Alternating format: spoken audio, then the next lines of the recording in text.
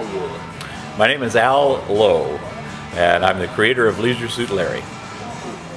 I was invited here to speak and perform saxophone at the Alternative Party 2007. I am a musician. I was trained as a saxophonist, went to university, became a music teacher, a music educator. I taught public school music for 15 years and then got interested in computers very early. Wrote some games, had them published, and ended up changing careers, becoming a game designer. This was at a time when there were no classes for game designers or any way for anyone to learn the trade other than to just do it and see what you did wrong. So I made a lot of mistakes, but fortunately I guess I did more things right than wrong because people bought my games and each game sold better than the last, and so I've spent 16 years as a game designer creating games for Sierra Online.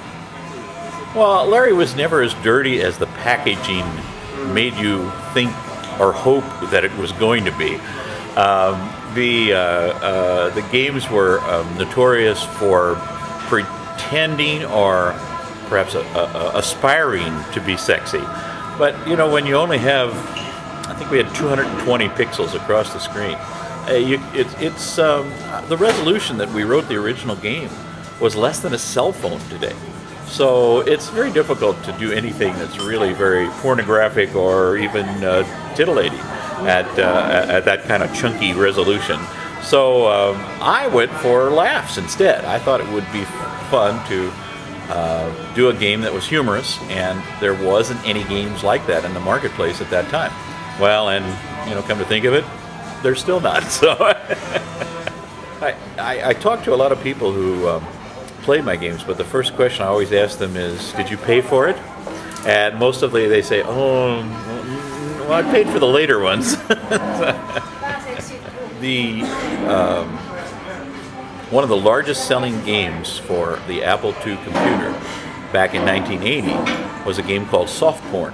It was a text-only game, and it didn't have a central character. It had kind of a stilted script and very dated sounding and not very well written.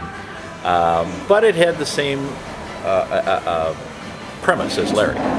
So it sold well, but when Sierra picked up the rights to the Walt Disney characters, Walt Disney Company said, you can't have Mickey Mouse in the same catalog as Soft Porn, you know, so they dropped Soft Porn.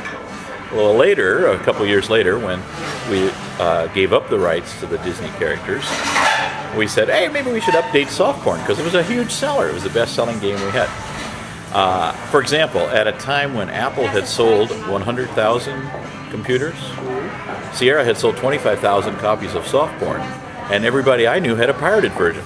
So, I mean, I think just about every computer had a copy of that game.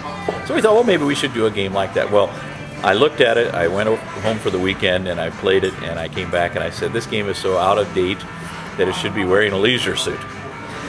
That was the line that I used, and I said the only way that I could do anything with this would be to make fun of it. I think if I laughed at it, and if I laughed at this kind of behavior, then I could do something with it. And so that's what I did. I kept the puzzles and the settings, the scenes that each place, locations, and the objects of the game.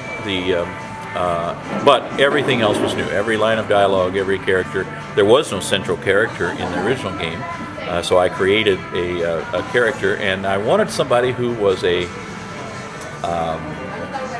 that I could make fun of. Someone who was simple, not very bright, made a lot of mistakes, and that way I, as the narrator of the game, could put him down, laugh at him. And that's what I did. So I made this interplay between the game itself and the character.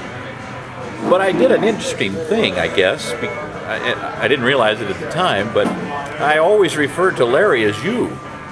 So when the player was playing the game, it kept saying, well, you did this or you did that. Oh, no, you screwed up and you made this mistake and now you've done this. And so I think that was one of the things that made the game, because most other games always praised you when you played. You know, it was always, you're wonderful, you've done this, oh, you've advanced a level, you've cleared this level of villains, you know. But I was always laughing at you and putting you down. So that was my contribution.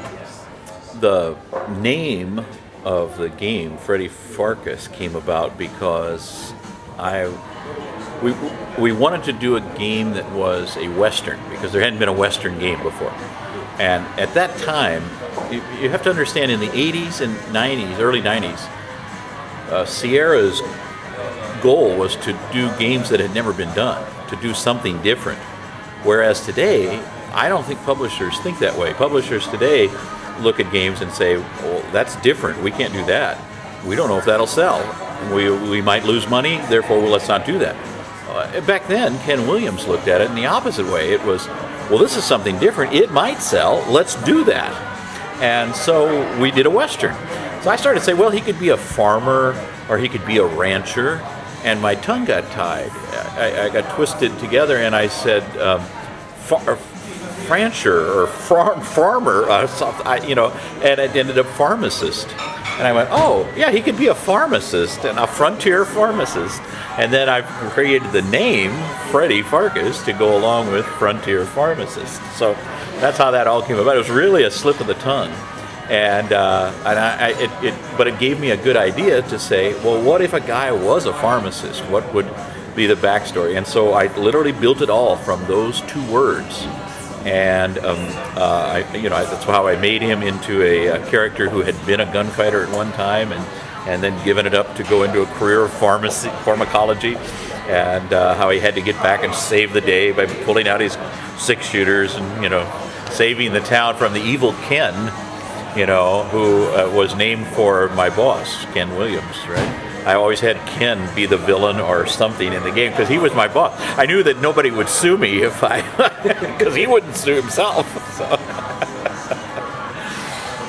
Okay, you know, it literally grew out of that, and I also did something with Freddy that I didn't do with most of the other games, which was I wanted to have a story that went from this point to that point, and I wanted it to be a very plot-driven story, but I didn't want people to feel that they couldn't roam around the world and do things like an adventure game did. And I was very proud of the fact that most people played it didn't realize that there were 32 steps to get through in that game that you couldn't do out of sequence. But I think most people, when they played it, they thought they were doing things, and you know, I put in a lot of hints that said, well, you need to do this or do that, and the longer you played the game, the more help it gave you, so that it felt like you were just making progress. It didn't feel like you were lockstep going down this path, which you actually were.